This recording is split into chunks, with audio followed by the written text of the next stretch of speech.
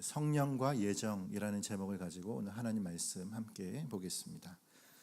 우리가 지난주 말씀으로 성령께서 내주하시는 자의 외부적인 과제에 대해서 우리가 함께 이야기를 했어요. 성령이 내주하시는 자의 외부적인 과제. 그러니까 우리는 성령에 대해서 이야기할 때 내적인 역사하심, 내적인 일하심에 집중할 때가 많은데 이것은 내주하심이 곧 우리의 내면뿐만 아니라 외부적인 과제를 주신다라는 것을 지난 시간에 다뤘습니다. 이걸 달리 말하면 탄식과 영광이다 이렇게 얘기했어요. 탄식은 뭐죠? 계속 탄식하는 것이 있어요. 탄식하는 것에 대해서 이걸 무엇으로 바꿔야 되죠? 영광으로 바꿔야 되는 것. 이게 이제 로마서 8장의 중반에 나타나는 중요한 말씀의 대목인데, 자 그렇다면 탄식을 영광으로 바꿔야 하는 외부적 과제에는 어떤 것이 있었습니까? 첫 번째는 탄식하는 피조물이 하나님의 영광에 이르도록 하는 것이었어요. 피조물이 탄식을 한다 이렇게 우리가 말씀을 봤죠. 21절의 말씀이었는데 우리 한 번 더 읽어볼까요? 21절 시작. 그 바라는 것을 피조물도 썩어짐의 종로를 타는 데서 해방되어 하나님의 자녀들의 영광의 자유에 이르는 것이니라. 아멘. 자, 우리가 이제 피조물이 탄식에서 영광으로 바꿔야 한다라는 것을 과제로 우리가 받게 되었다 이렇게 얘기했는데, 우리가 오해할 수도 있습니다. 그래서 피조물도 구원이 필요합니까? 이렇게요. 그렇지 않죠. 피조물에게는 구원이 필요한 것이 아닙니다. 구원은 오직 특별 계시의 해당자인 수혜자인 우리 모든 인류에게 주어지는 것이죠. 그러면 피조물에게 있어서는 어떤 의미일까요? 피조물에게 구원의 의미가 아니라 인류 때문에 어그러진, 인류 때문에 오염되어진 피조물이 인류의 구원, 소위 말해 우리가 하나님 앞에 거듭나서 다시 온전하여질 때 동일하게 피조물도 함께 온전하여지도록 하시는 그 과제를 누가 받았다고요? 오염시켰던 우리가 그것을 책임져야 한다는 것입니다. 할렐루야. 그러니 거듭난 자에게 마땅한 과제가 뭡니까? 사명은 우리가 이 세상을 좌시하지 않는 겁니다. 이 세상을 바라보며 기도하고 세상을 바꾸고 개혁하고 주님께로 돌아가게 만드는 것이 우리가 가지고 있어야 될 자세라고 하는 거죠. 그래서 결국 피조물은 인류의 타락으로 어그러진 것처럼 인류의 구원으로 함께 회복되어야 될 존재들이 이 땅의 피조물이다라고 얘기를 했어요. 그렇기 때문에 여러분, 피조물의 회복은 단지 환경을 보호하자 이 정도의 문제가 아닙니다. 피조물의 회복은 어떤 걸 의미하죠? 질서마저도, 가치마저도 하나님의 창조 질서로 회복하는 것. 우리가 늘 기도하는 기도의 제목은 이러한 근거 안에서 기도 제목이 있는 것입니다. 또한 인류 안에서 하나님 주신 소중한 가치들을 지키는 것. 하나님 최초에 만드신 가정처럼 이 가정을 원형 그대로 지켜갈 수 있는 것들. 또한 태아에 대해서, 생명에 대해서도 하나님께서 존귀히 여기는 한 사람 한 사람의 존재로 볼 수 있는 것들. 이러한 가치에 대한 부분까지도 우리가 하나님 앞에 모든 영역을 총망라해서 개혁해야 한다는 것이 오늘 우리가 가지고 있어야 될 마음 자세라고 하는 거죠. 이런 측면에서 여러분 좀 공부를 하고 싶거나 연구를 하고 싶으신 분들은 한번 여러분 적어 놓으셔도 좋습니다. 낸시 피어시라는 사람이 있어요. 낸시 피어시의 완전한 진리라는 책이 있습니다. 이 책을 보면서 좀 많은 것들을 또 저도 연구하고 또 공부할 수가 있었는데요. 이런 책들을 여러분 한번 두껍습니다. 그런데 이 책 한 권을 잘 탐독을 하셔도 내 구원받은 삶이 세상 가운데 어떻게 쓰임받을 수 있는지를 잘 정리하실 수 있을 거라고 생각이 됩니다. 자, 그러므로 우리가 해야 될 게 무엇입니까? 열방과 나라 그리고 각 영역을 위한 기도가 우리에게 중요한 과제라는 사실을 잊지 않는 저와 여러분이 되시기를 간절히 소망합니다. 지난 오후 시간 우리가 박성원 목사님 초대하여서 함께 이 영역에 대한, 이거 영역은 주권은 하나님께 있습니다. 할렐루야. 그 은혜의 말씀을 함께 나눴는데 그 말씀대로 우리가 주님 앞에 살아내는 것이 사실 이 첫 번째 피조물을 하나님 앞에 영광으로 올려드리는 일의 중요한 대목이다라는 거죠. 자, 두 번째는 뭐였죠? 피조물뿐만 아니라 우리가 가지고 있어야 될 것은 영원한 영광을 위한 탄식과 영광에 우리가 집중해야 한다는 것입니다. 바로 이미 구원을 얻었으나 아직 그날이 이르지 아니함 때문에 나타나는 탄식, 이것이 우리에게 있어요. 우리의 탄식은 다시 좌절해서 불완전해서 나타나는 탄식이 아닙니다. 이 로마서 8장 말씀에서의 우리의 탄식은 이제 거듭난 자인 우리는 어떤 모습이죠? 나의 부족함 때문에 탄식하는 자가 아니라 그날을 바라보면서 탄식하는 거예요. 왜요? 그날이 와야 하는데 그날이 오지 않고 또 세상은 더 잘 되어져야 할 것 같은데 하나님의 나라로 회복되어야 할 것 같은데 회복되지 않음을 통한 우리 안에 탄식과 마음의 한숨이 나올 때가 있습니다. 그럴 때 어떻게 하라는 거죠? 세상은 타락의 저울추를 가지고 계속 저기 수렁 속으로 한탄으로 빠져들 때에 오늘 우리는 이것을 어떻게 바꿉니까? 이 탄식을 영광으로 바꿔야 한다는 겁니다. 할렐루야. 그래서 이 탄식을 영광으로 바꾸는 것에 있어서는 우리가 어떤 것이 있어야 되죠? 23절의 말씀처럼 기다림과 인내가 필요하다라는 거죠. 25절의 말씀이죠. 25절 말씀을 함께 읽어볼까요? 25절 시작. 만일 우리가 보지 못하는 것을 바라면 참음으로 기다릴지니라. 아멘. 우리가 장차 보아야 할 그것을 당장 보지 않았다면 우리가 어떻게 해야 된다고요? 우리의 과제는 참음, 우리의 과제는 인내라고 하는 것입니다. 그 인내로서 무엇을 보는 겁니까? 하나님의 영광을 보는 것이다 라는 거죠. 자, 그런 의미에서 이 땅에서 각 개인들, 우리 한 사람 한 사람은 모두 다 세상 속에서 각계 전투를 하는 사람들입니다. 각계 전투 뭐죠? 한 사람 한 사람이 총 하나씩 들고 달려가는 겁니다. 근데 이 각계 전투 하면 어떤 사람은 가다가 돌부리에 넘어지고 어떤 사람은 또 부상을 당하고 각 개개인은 시와 때에 따라서 넘어지고 자빠지고 할 때가 있어요. 그러면서 이제 얘기하겠죠. 이 전쟁 언제 끝나나? 이 전쟁 언제 끝나나? 그렇게 우리가 한탄하고 넘어져 있을 때 여러분 그 넘어짐 가운데 우리의 마음을 두지 마십시오. 세상은 어차피 하나님 앞에서 멸망당하게 될 때가 있습니다. 결국 이 무너지는 것은 끝까지 무너지게 될 겁니다. 그러나 그럼에도 불구하고 주님은 영원한 나라를 우리 가운데 소망으로 주셨다라는 사실입니다. 할렐루야. 그래서 우리가 이걸 잘 종합하라고 했어요. 세상의 피조물을 영광을 올려드리기 위해서 나라를 위해 기도도 하고 가치들을 위해서 기도도 하고 하지만 하다 보면 안 될 거예요. 잘 안 될 때가 있습니다. 된다고 말씀하신 것이 아니에요. 바꾸라고 하셨죠. 하지만 그럴 때 우리가 마음을 놓지 말아야 될 것은 하나님의 나라의 영광을 그날을 바라보는 우리의 태도라는 사실이에요. 그것이 오늘 저희 여러분에게 있어서 이 땅의 회복이 우리의 소망이 아니라 영원한 하나님의 나라가 우리의 소망이 되기를 간절히 소망합니다. 할렐루야. 자, 이 차원에서 우리가 지난 시간에 봤던 게 26절이었습니다. 자, 이러한 근거 안에서 26절의 말씀을 보면 어떤 말씀이죠? 26절을 같이 한번 읽어보겠습니다. 시작. 이와 같이 성령도 우리의 연약함을 도우시나니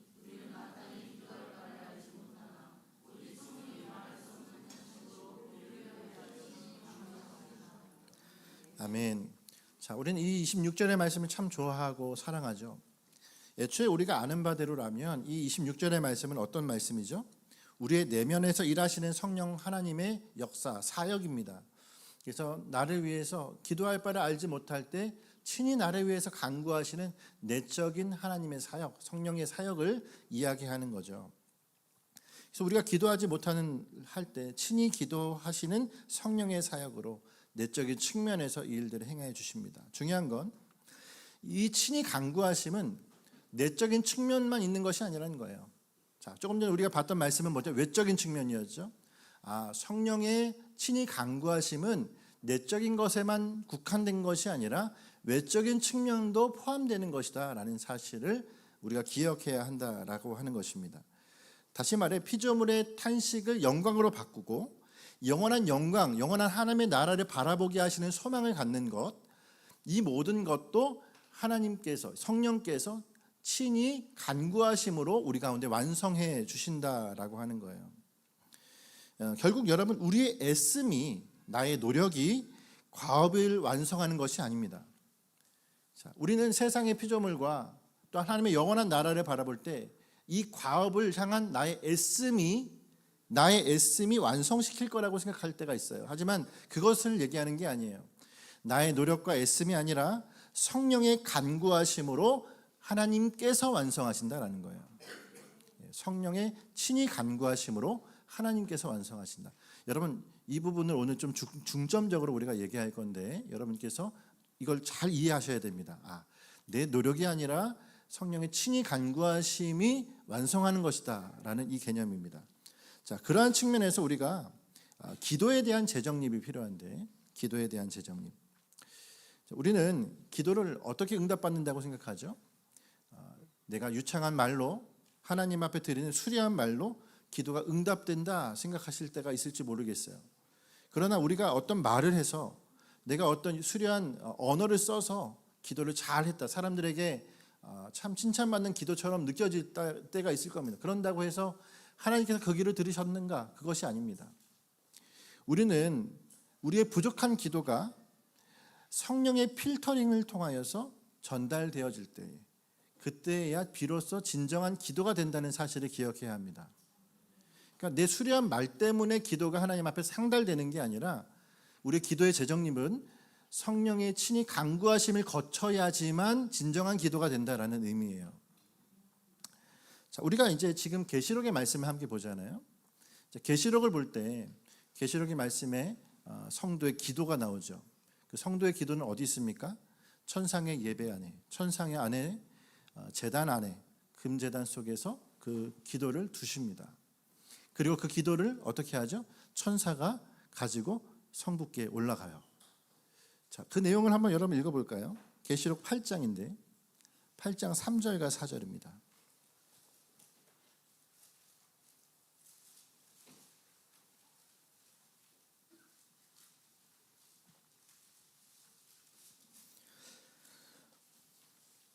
계시록 8장 3절 4절입니다.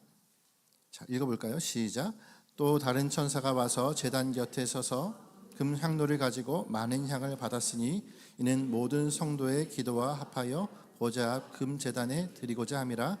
향연이 성도의 기도와 함께 천사의 손으로부터 하나님 앞으로 올라가는지라. 아멘. 자, 계시록에 우리가 볼 때에 이 8장 말씀뿐만 아니라 성도의 기도에 대한 이야기가 나오죠. 자, 그럼 우리가 이렇게 생각할 겁니다. 성도의 기도는 매우 중요하구나. 천국에서, 천상에서 하나님 앞에 드려지는 것이구나, 이렇게 생각할 텐데, 중요한 것 한 가지가 있습니다. 그것은 무엇이냐면 우리의 간구를 모두 다 그 기도의 제단, 금제단에 두시는 것이 아니에요. 그러니까 나의 필터링 되어지지 않는 이 말 자체가 금제단 안에 있는 것이 아닙니다. 잘 생각하셔야 됩니다. 내 말 안에 뱉는 이 유창한 기도가 쌓이는 것이 아니라, 이 기도는 어떤 필터링을 거친다고요? 성령의 친히 간구하심을 통해서 성령의 간구하심이 그 기도의 제단 안에 쌓이는 거예요. 이해가 되십니까? 쉽게 말하면 그런 거죠. 우리가 이제 회사나 이런 데서 말단 직원이 있잖아요. 그 직원이 어느 날 아이디어가 있어서 상사에게 그 아이디어를 전달했어요. 이거 우리 회사의 프로젝트를 삼아야 되겠다. 그러면 그 회사의 프로젝트를 삼겠다 할 때 이 말단 직원이 머리로 생각했던, 끄적였던 메모장을 전달해서 프로젝트를 삼나요? 그렇지 않죠? 그것을 중간에서 어떻게 합니까? 양식에 맞게, 폼에 맞게 잘 보고 양식을 갖춰서 그리고 전달에 올려드린단 말이에요. 그럼 그걸 가지고 그곳에서 회의를 하고 프로젝트를 삼습니다. 간단한 예이지만 그겁니다. 우리가 그저 말로, 입으로, 머리로서 흥얼거렸던 어떠함이 천상의 예배 안에서 기도가 쌓이는 것이 아니라, 이 기도는 반드시 무엇으로 통한다고요? 성령께서 친히 간구하심을 통하여서 우리의 기도를 들으시고 그분의 기도로 바꾸신다는 얘기예요. 이해가 되시죠? 이게 우리가 주님 앞에 드리는 기도의 모습이라고 하는 것입니다. 그래서 여러분, 동일하게 천상에 둔 기도는 우리의 부족한 기도가 아니라 성령의 온전하신 기도가 올려진다라고 하는 거예요. 자, 그런 면에서 이 성령의 사역은 27절의 말씀에 잘 나타나 있습니다. 자, 27절 말씀 한번 읽어볼까요? 시작. 마음을 살피시는 이가 성령의 생각을 아시나니 이는 성령이 하나님의 뜻대로 성도를 위하여 간구하심이라. 아멘. 자, 마음을 살피시는 이가 누구죠? 성부 하나님이시죠. 마음을 살피시는 이는 성부 하나님이십니다. 근데 이 성부 하나님께서 누구의 생각을 아신다고요? 우리의 생각을 아십니까? 아니죠. 성령의 생각을 아십니다. 자, 이해가 되세요? 성부 하나님은 성령님의 생각을 아십니다. 그러면 어떻게 해요? 성령께서는 하나님의 뜻대로 성도를 위하여 간구하십니다. 이 체계를 아시겠죠? 그래서 성령께서는 하나님의 뜻대로 성도를 위하여 간구하시고 그 간구를 누가 들으시는 거예요? 성부 하나님께서 들으신다라는 것입니다. 할렐루야. 그러므로 우리가 하나님 앞에 기도할 때에 우리의 기도는 탄원하는 기도가 있을 수 있고 또 우리 마음속에서 응어리진 기도가 있을 수 있습니다. 또 여러 가지 우리의 푸념 섞인 기도들이 있을 수 있어요. 근데 이 기도들이 그 성도의 기도로 쌓여 있는 것이 아니에요. 이 기도가 어떻게 바뀐다고요? 성령께서 하나님 앞에 온전한 기도를 받고 나가게 하신다는 겁니다. 자, 그런 측면에서 우리가 이 총체적인 정리를 해볼 필요가 있어요. 성령이 하시는 사역이 무엇입니까? 내면 안에서의 변화를 주시는 사역. 또 하나는 뭐죠? 피조물의 탄식을 영광으로 바꾸시는 사역. 또한 영원한 하나님의 나라를 고대하게 하시는 사역. 자, 이 세 가지를 이제 정리가 되겠죠, 우리가. 자, 그러면 이것을 어떻게 기도로 바꾸실까요? 우리의 내면에 일하시는 간구는 이런 기도일 겁니다. 우리가 기도할 때, 성도가 기도할 때 그리스도를 아는 지혜로 넘치고 생명 넘치는 삶이 되게 하십시오라고 하는 기도로 바꾸실 거야. 소위 말해, 이건 제가 한번 생각해 본 겁니다. 자, 성령께서 우리 기도를 어떻게 바꾸실까? 내면에 감천하시는 분께서 우리가 기도하면 그리스도를 아는 지혜로 충만하게 하실 것이고 또한 생명이 넘치는 삶이 되게 하실 것으로 간구하여 올려드릴 거란 얘기예요. 자, 피조물의 탄식을 영광으로 바꾸시는 간구는 어떻게 하실까요? 우리가 그것을 위해 기도하면 피조된 모든 것이 만드신 모습으로 회복되게 하시기를 간구하실 겁니다. 성령께서는.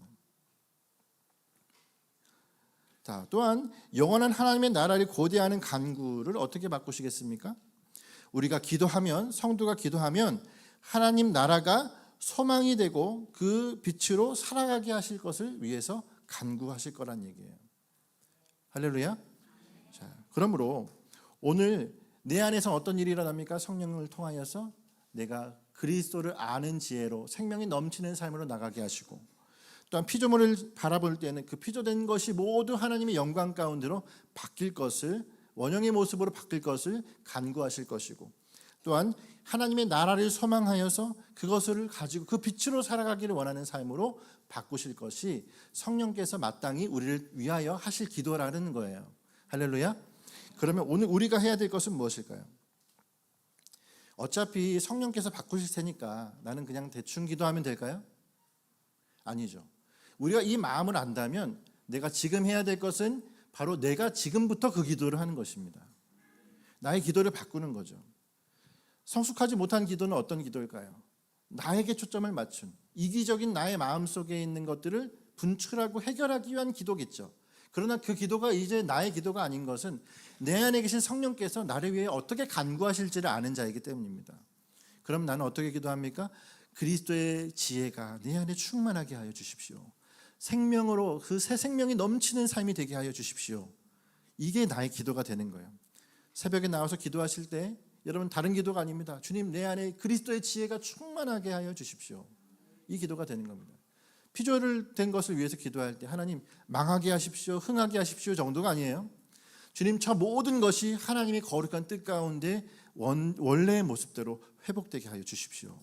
이 기도가 나와야 되는 거죠.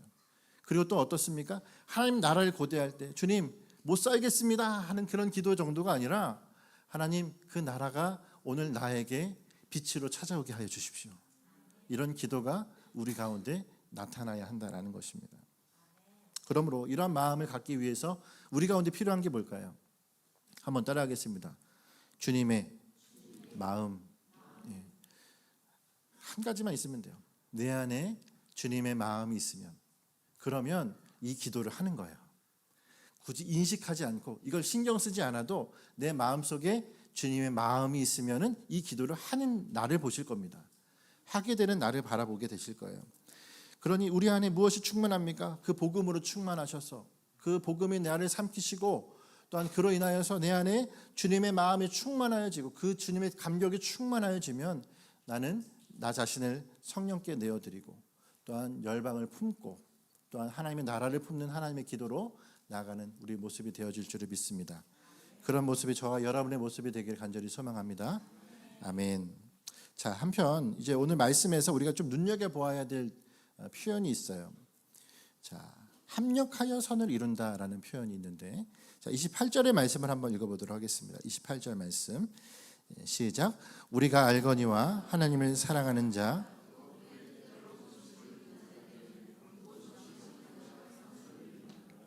아멘. 자, 18절 말씀에 합력하여 선을 이룬다는 이 표현을 참 교회에서 많이 쓰죠. 특히나 교회 안에 어떤 공동체 연합을 강조할 때 합력하여 선을 이루라고 얘기하고 이룬다고 얘기할 때가 있습니다. 뭐 이런 표현들이 틀린 표현은 아닙니다. 하나님 앞에서 마땅히 해야 될 우리의 모습이기 때문에 그러하죠. 근데 중요한 건 28절의 말씀 자체는 단순히 어떤 공동체 연합으로 해석하기에는 차이가 있다는 거예요. 자, 이 이유를 아마 지금까지 이 말씀을 쭉 한번 머릿속에 새겨보신 분들은 아실 겁니다. 이건 단지 공동체의 이야기가 아니구나. 자, 오히려 공동체라기보다는 성도 개개인에게 주어진 합력하여 선을 이룸이라고 할 수 있어요. 성도 개개인에게 주어지는 합력하여 선을 이룸, 어떤 의미일까요? 예를 들면 개인의 삶에서 하나님이 분명히 개입하실 때가 있죠. 내 삶에서 어쩔 때입니까? 가장 대표적인 건 우리가 인격적으로 주님을 만날 때 하나님이 나의 삶에 직접적으로 개입을 하실 때죠. 그리고 또 어쩔 때가 있습니까? 내가 회개할 때, 하나님 앞에 통회할 때, 기도로 나아갈 때 우리는 주님과 뜨거운 만남을 갖게 되는 겁니다. 이 개인의 삶에 분명한 하나님의 개입이 있을 때 우리는 이럴 때 어떻게 얘기하냐면 합력하여 선을 이루신다고 표현할 수 있는 거예요. 자, 왜 그런가 이제 그 설명을 드리겠습니다. 주님의 인격적인 만남이 내게 왜 합력하여 선을 이룸이 되는가? 자, 어떤 합력이냐면 한번 따라가 하나님의 작정과 성령의 역사. 자, 이 두 가지가 어우러진 바로 하나님의 선을 이루는 것이다. 그러니까 합력하여 선을 이룬다는 건 공동체가 연합하는 것이 아니라 하나님의 작정과 성령의 역사가 어우러져서 우리 안에 선을 이룬다라는 뜻입니다. 자, 그런 의미에서 29절부터 거듭난 자를 새롭게 부르시기를 시작하는데 어떻게 거듭난 자를 부르시기 시작합니까? 자, 29절에 하나님이 미리 아신 자들이라고 표현하고 있어요. 자, 29절부터 이 표현이 나오죠. 한번 29절 읽어볼까요? 시작. 하나님이 미리 아신 자들을 또한 그 아들의 형상을 본받게 하기 위하여 미리 정하셨으니 아멘. 자, 29절의 말씀에 거듭난 자를 표현하는 겁니다. 거듭난 자는 이전에 어떻게 표현됐죠? 성령이 내주하시는 자. 근데 여기서 어떻게 표현됐다고요? 이미 아신 자라고 표현됐습니다. 자, 이미 아신 자라는 표현은 어떤 의미죠? 이런 거예요. 이미 예정하신 자다라는 뜻입니다. 자, 하나님께서 이미 작정하심 가운데 두신 자들을. 그래서 우리가 아까 읽었던 에베소서 말씀에 예정이라는 단어가 나오지 않습니까? 자, 우리 1장 4절과 5절 말씀을 한번 앞에 띄워드릴게요. 읽어볼까요? 한번 읽겠습니다. 시작. 곧 창세전에 그리스도 안에서 우리를 택하사 우리로 사랑 안에서 그 앞에 거룩하고 흠이 없게 하시려고 그 기쁘신 뜻대로 우리를 예정하사 아멘. 자, 에베소 1장 4절과 5절 말씀은 어떤 말씀이죠? 우리를 창세전에 예정하셨다라는 것입니다. 자, 그 예정하셨다라는 뜻이 오늘 말씀에 8장 28절에 말하는 29절에 말하는 하나님이 미리 아신 자들이라는 거예요. 하나님 미리 아신 자들. 자, 그러면 왜 이 표현이 여기 쓰였을까요? 예정에 대한 이야기가 갑자기 왜 나올까요? 그건 다분히 바울의 의도적인 것입니다. 뭐죠? 성령의 일하심은 반드시 예정과 같이 다뤄지는 거예요. 예정과 성령의 일하심이 함께 다뤄지는 거예요. 그러니까 좀 전에 말했던 것처럼 하나님의 작정과 성령의 역사는 함께 보아야 하는 것입니다. 그 이야기를 하고자 하는 거죠. 자, 바꿔 말하면은 창세전에 우리를 택하신 이유가 우리가 이 말씀에서 볼 때 28절, 29절의 말씀에서의 말씀은 하나님의 작정 가운데 우리를 두셨다라는 표현이고 작정 가운데 두신 이유는 무엇이냐면 그 아들의 형상을 본받게 하기 위해서다라고 말씀에 나타나 있어요. 자, 그러면 30절의 말씀은 무엇을 말하는 것일까요?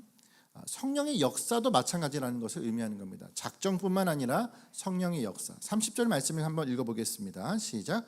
또 미리 정하신 그들을 또한 부르시고 부르신 그들을 또한 의롭다 하시고 의롭다 하신 그들을 또한 영화롭게 하셨느니라. 아멘. 자, 여기서 또 미리 정하신 그들이 누구라고요? 예정하신 자들. 자, 이거 누가 하신 일입니까? 성부 하나님이 하신 일이죠. 그렇죠. 자, 미리 예정하심은 성부 하나님으로 대표하여서 삼위 하나님께서 행하신 일이죠. 할렐루야. 그러면 그 뒤에 있는 말씀인 또한 부르시고 부르신 일을 의롭다 하시고 의롭다 하신 일을 영화롭게 하신 일은 누가 하셨습니까? 성령께서 하시는 일이죠. 자, 그러므로 우리가 여기서 무엇을 알게 되죠? 한마디로 우리 구원의 서정은 성령께서 우리의 내면에 지금도 일하고 계시는 일이다라는 사실이에요. 자, 그러니 결국 우리가 이 말씀에서 바울이 말하려고 하는 것이 무엇인지를 기억할 필요가 있습니다. 바로 하나님의 작정과 성령의 역사가 합하여서 우리 안에 뭘 이룬다고요? 선을 이룬다는 것입니다. 나의 내면의 지금의 현재의 상태, 날 지금 이끌어가고 있는 이 모든 상태는 무엇을 말하는 것이냐면 예전에 이미 창세전에 주님께서 예정하신 것이고 그리고 그것이 지금 현재의 내 안에서 이루어지고 있는 성령으로 말미암아 이루어지고 있는 일이라는 사실이에요. 그러면 여러분 우리가 이 작정, 예정에 대한 이야기를 할 때 그냥 예정은 단독적으로 이루어지고 있다라고 우리가 착각해서는 안 됩니다. 그렇게 되면 굉장히 우리가 몸이 건조해지겠죠. 어차피 되어질 일인데 이제 운명론에 빠지게 됩니다. 근데 여러분 그렇게 되면은 어떻죠? 우리 안에 모든 일을 하나님께서 다 정해 놓으셨으니 나는 아무것도 하지 않아도 돼. 이거 소위 하이퍼 칼빈주의라고 얘기하죠. 염세적인 우리의 신앙에 빠져들게 되는 겁니다. 그러면 여러분 미리 정하신 이들의 내면에 성령께서 일하심을 통해서 그 작정하심이 그대로 이루어지도록 오늘 주님은 역사하시고 그 과정 속에 우리를 두셨다라는 것을 함께 기억해야 한다라는 거예요. 그러므로 여러분 우리는 예정은 그냥 정하셔서 이루어지는 운명론이 아님을 알길 바랍니다. 그리고 또한 한 가지를 더 알아야 되는데 애씀과 노력이 있어야만 이루어지는, 그러니까 우리의 어떤 애씀과 노력이 있어야지만 이루어진다라고 말하는 펠라기우스적인 접근도 우리 가운데 따라야 될 것이 아니라는 사실을 기억해야 돼요. 소위 감리교 안에서 이 펠라기우스적인 생각들이 있죠. 우리의 노력이 필요할 것처럼 생각하는 일들, 이것도 바른 표현이 아니에요. 자, 이 말씀을 어떻게 보는 가 성령과 예정, 우리가 지금 얘기하잖아요. 바로 예정하심은 오늘 천재 안에서 성령께서 운행하시고 성령께서 나를 주장하심으로 이루어지는 일이라는 것입니다. 이건 이제 예정론 안에서 생각해 보면은 우리가 이중 예정을 알죠. 이중 예정을 우리 선택과 유기로 그렇게 평론하고 이제 얘기할 때가 많은데, 이걸 이제 17세기 신학 안에서는 이중 예정은 먼 예정과 가까운 예정이라고 이렇게 얘기합니다. 먼 예정은 성부께서 작정해 놓으신 예정, 그리고 가까운 예정은 지금 현재 내 삶에서 성령께서 수단으로 우리 안에서 일하고 계시는 일들이라는 거예요. 이런 어려운 얘기들에 대한 부분을 지금 여러분에게 좀 편하게 해석하고 이제 쉽게 얘기를 하려고 하다 보니까 이 얘기가 도대체 무슨 얘기인가 싶으신 분들도 있지 않을까 생각이 듭니다. 근데 여러분 우리의 내면은 그래서 무엇이요? 어떤 것이 합력하여 나를 이루느냐? 내면에 성령께서 이미 예전에 작정하심이, 그리고 내 안에 그것이 성령님을 통하여 내 삶에서 그 작정을 따라가도록 하시는 은혜가 있다라는 거예요. 할렐루야. 네. 다 이해를 잘 하시고 아멘을 하고 계시는 것이죠? 네, 좋습니다. 우리 남전도에 그 분기에 한 번씩 하는 거는 안 해도 될 것 같아요. 네, 좀 조시는 분이 있는 것 같습니다. 졸지 않도록 1년에 한 번씩만 하는 것도 괜찮지 않을까 생각을 하는 것 같아요. 제가 여러분 성령과 예정에 대해 절대로 떼놓을 수 없는 것입니다. 그래서 우리가 예정만 따라가는 것도 아니고 내 안에 성령께서 일하십니다. 그러니까 여러분 로마서 8장 말씀에 이 성령론이 쭉 진행되는 가운데 예정이 같이 주어져 있다는 사실을 거론하는 건 인생 전체에 걸쳐서 이 모든 일은 하나님이 우리 모든 걸 작정하고 계시다라는 것을 더 드러내시길 위한 하나님의 방편이라고 할 수 있는 것이죠. 어떤 예가 적절할까 생각을 하다가 이번 주에 이제 한 가정에 아까 얘기 드렸지만 장례가 있었죠. 제가 늦지막하게 이제 장례를 참여했는데 제가 이미 그 가정에 이제 권일태 집사님의 형님인데 이제 형님의 아드님이 목사님이세요. 예전부터 그 목사님의 목회를 위해서 같이 기도했고 지금 제가 알기로 거제에서 이제 목회를 하고 계세요. 근데 이제 그날도 이제 조문을 갔더니 목사님께서 이제 상주로 계셨습니다. 그래서 저는 이제 조문을 하고 이제 와서 앞에 그 장례식 이제 그 앞에 있는 영정 사진 앞에 성도라고 딱 써 있더라고요. 성도. 그래서 목사님의 아버지께서 이제 성도셨구나. 그렇게 알고 이제 자리에 앉아서 잠시 이제 대화를 나누는데 우리 권사님께서 저에게 하나님이 일하셨다고, 하나님의 은혜라고 얘기를 해주시는 거예요. 그 이유가 뭐냐? 일주일 전까지만 해도 이 장례는 불교식 장이었습니다. 네, 불교식으로. 왜냐하면 한사코 예수 그리스도의 옛자도 끊을 수 없도록 오히려 아들이 목사임에도 불구하고 인생 중에 한 번도 예수님에 대해서 그렇게 깊이 생각해 보지 않으셨던 분, 계속 다 박해하고 탄압하시고 그런 모습이었나 봐요. 완강하게 하나님을 거부하셨던 모습이에요. 근데 누차 우리 권 집사님과 우리 권사님이 복음을 전하기 위해서 애를 쓰시고 때마다 가셔서 또 그렇게 하시다가 지난주에 주님이 주시는 마음에 한 번 더 가서 복음을 전해야겠다고 생각했는데 간 그곳에서 이제는 예수님 믿으셔야 된다고 그랬더니 믿겠다고 하셨대요. 믿겠다고. 그래서 확인을 해보셨다고 합니다. 그 신앙 고백이 진짜인가. 그래서 아들에게 배운 것 같아요. 아멘이라고 대답을 하셨대요. 끝내는 아멘이라고. 그래서 거기 앞에 원래는 향이 피어져야 되잖아요. 근데 향이 피어지는 걸 치워버리고 성도라는 단어가 딱 쓰여진 거예요. 할렐루야. 네. 장래의 시기 어떻게 되냐 이 얘기하는 게 아니죠. 한 영혼이 주님 앞에 어떻게 붙들려 있는지를 말씀을 드리는 것인데 여러분 얼마나 그 아들 되시는 목사님께서 기도하셨겠어요. 목사님이 얼마나 아버지를 위해서 기도하셨겠습니까.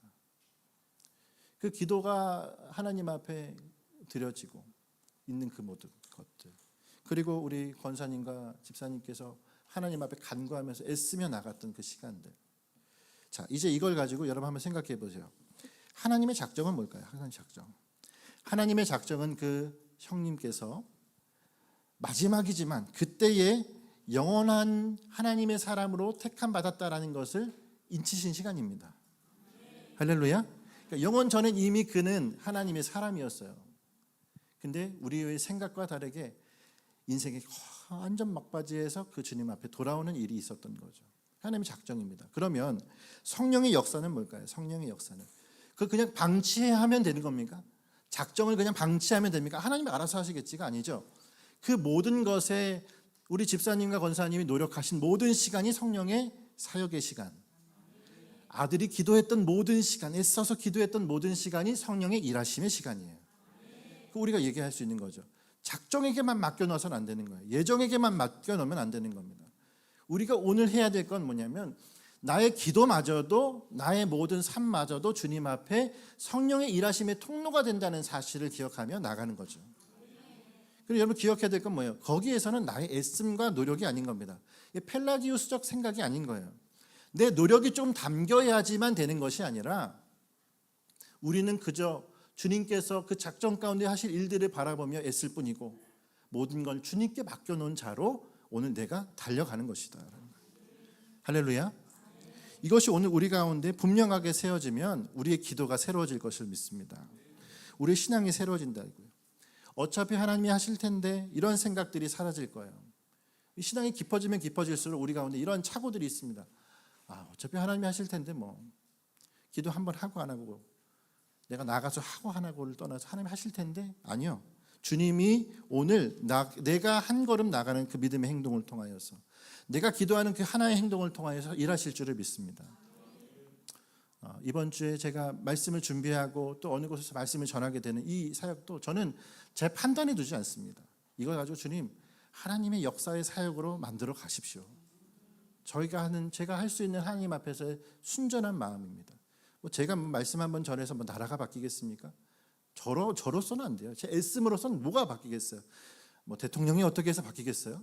누가 어떻게 해서 바뀌겠습니까? 그런 바뀜이 아니라 하나님이 우리가 성령 안에서 행하시는 일들을 통하여서 하나님은 이 땅을 바꾸실 것을 믿고 나가는 거죠. 그때를 바라보며 나가는 것입니다. 내가 기도해서 이루어진다라는 생각을 버리십시오. 그래서 우리가 기도해서 이루어지는 것이 아닙니다. 친히 간구하신 분을 통해서만 이루어지는 겁니다. 내가 주님 앞에 드려진 기도가, 여러분 오늘 제가 하는 기도, 우리가 하는 기도가 다 옳을 것 같죠? 아니요. 며칠 후에 생각해 보면 그게 틀린 기도일 수도 있어요. 틀린 정보를 가지고 기도하면 틀린 기도가 되는 겁니다. 그럼 어떻게 해요? 기도를 틀렸으니 사단이 났네, 틀렸네, 어떻게 하나, 이럴 생각하실 필요가 없습니다. 어차피 그 기도 모두 누구야? 친히 간구하시는 분을 통하여 옳은 기도로 올려진다는 사실. 할렐루야. 그러므로 오늘 우리가 주님 앞에 나 자신을 품고, 가정을 품고, 나라와 민족을 품고, 열방을 품고, 우리 개개인에게 주신 관심사들이 있습니다. 열방을 향하여 뜨겁게 나가고자 하는 마음들, 그 마음으로 우리 예랑 선교사님도 주님 앞에 뜨겁게 달려가잖아요. 그 성령의 일하심의 통로가 되는 사역입니다. 하나님의 작정 가운데 대만 땅에 주님의 일을 행하실 것이다라는 사실이에요. 내게 나라에 대한 마음을 주셨으면 그 나라의 마음을 가지고 달려가는 것입니다. 내 가정에게 마음을 주셨으면 그 가정을 변화시키시기 위해서 가는 것입니다. 나의 직장과 나의 있는 일터를 위해서 기도하시는 분들, 그것이 주님의 땅이 되어질 것입니다. 그 작정은 분명히 서 있기 때문에 그렇죠. 그 주님의 작정과 예정 속에서 오늘 우리의 모든 삶이 성령의 운행하심을 통해 이루어진다는 사실을 믿고 따라가는 저와 여러분이 되시기를 간절히 축원합니다. 자, 이제 마지막으로 30절 말씀에 하나님의 작정과 성령의 역사의 종착점이 있습니다. 그 종착점이 뭘까요? 영화롭게 하심이에요. 영화롭게 하심. 한번 30절만 같이 한번 읽어볼까요? 시작. 또 미리 정하신 그들을 또한 부르시고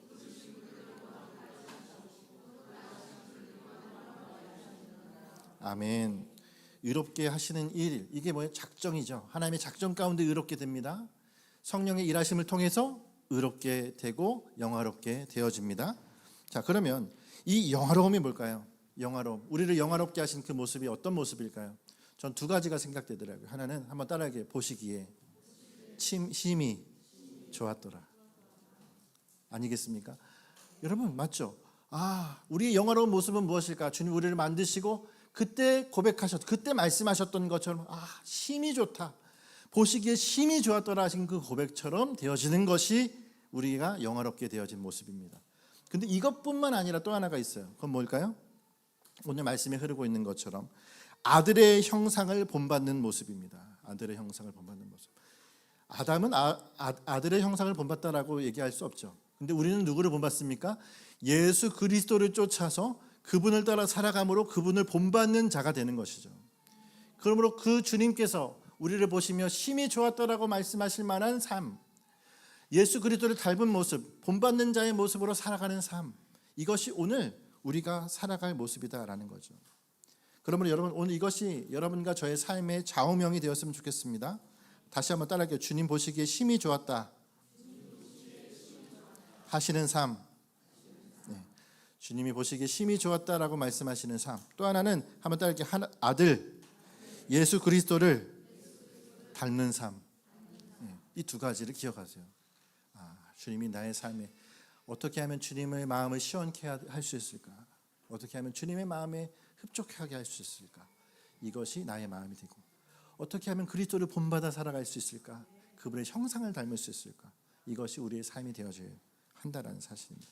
이것 붙들고 여러분 한 주간 우리가 주님 보시기에 좋은 삶으로, 주님이 사랑하시는 예수 그리스도를 닮은 삶으로 살아가는 복된 저와 여러분의 모습이 되시기를 간절히 축원합니다.